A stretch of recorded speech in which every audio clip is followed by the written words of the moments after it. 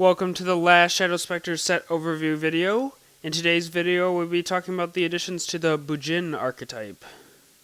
The first of the Bujins from Shadow Specters is Bujin Mikazuki. It is a light Beast Warrior effect monster, level 4 with 1900 attack and 1500 defense.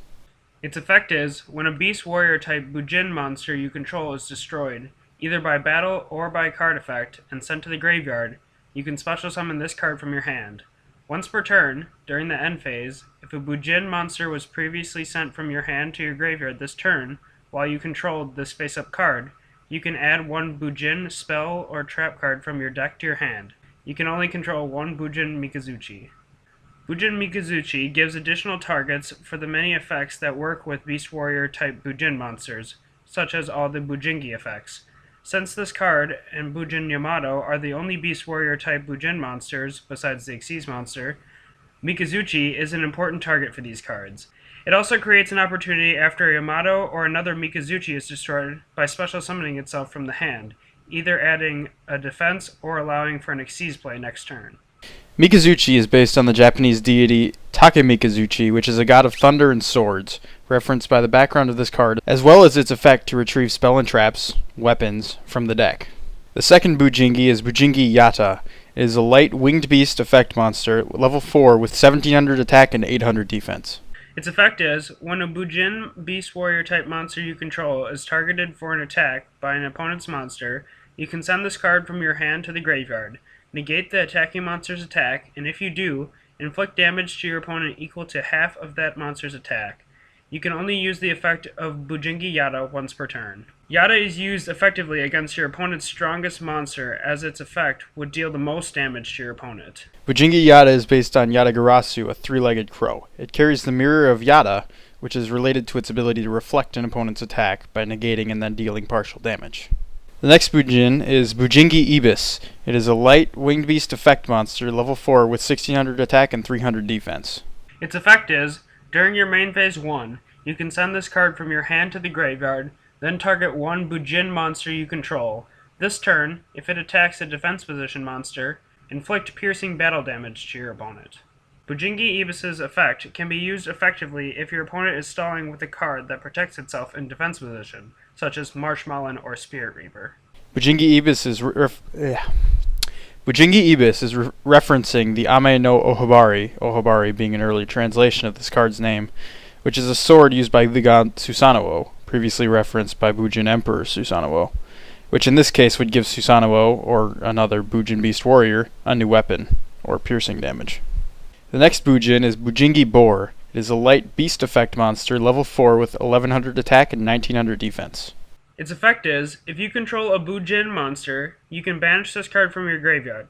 Then target one face-up attack position monster your opponent controls, change that target to face-up defense position, and if you do, its defense becomes 0 until the end phase. Bujin Boar can be combined with Bujin Ibis, which we just talked about, in order to take a likely troublesome monster and put it in defense position and make its defense 0 with Boar's effect, and inflict piercing battle damage with Ibis's effect.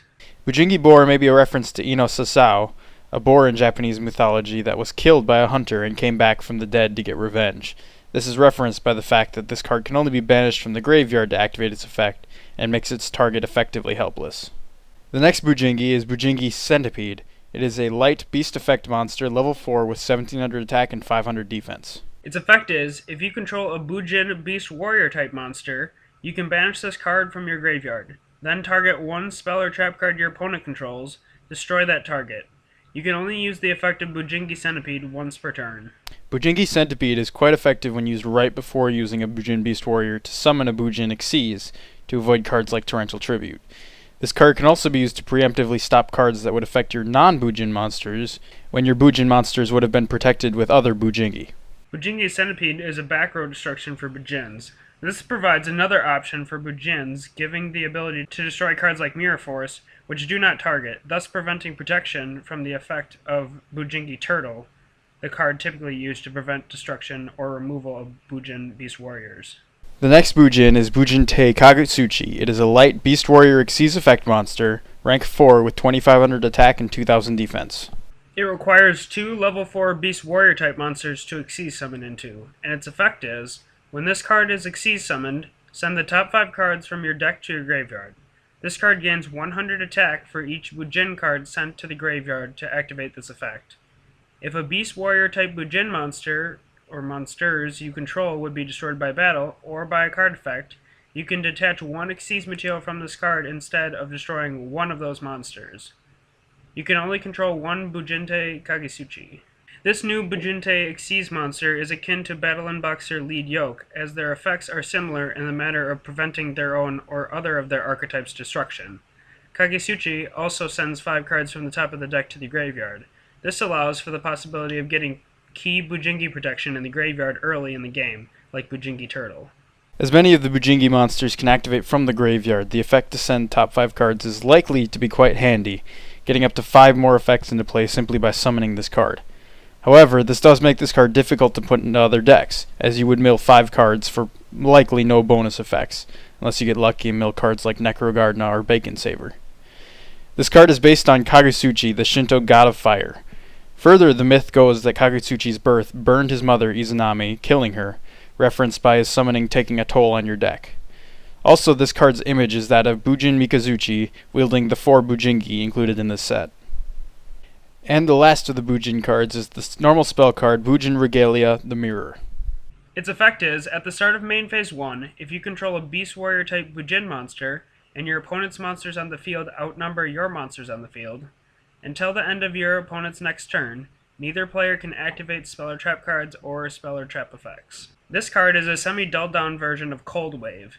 It can be used at the beginning of main phase 1, preventing any spell or traps from being activated or their effects from being used, allowing for a big push if you have several monsters in hand, combined with Bujingi and Grave to make a big play and overwhelm your opponent. It is important to remember that this card only stops activations and does not negate existing spell and trap cards that do not activate, like field spells or continuous spells or traps like Wall of Revealing Light. This card's image is that of Bujin Yada transforming into the Mirror of Yada.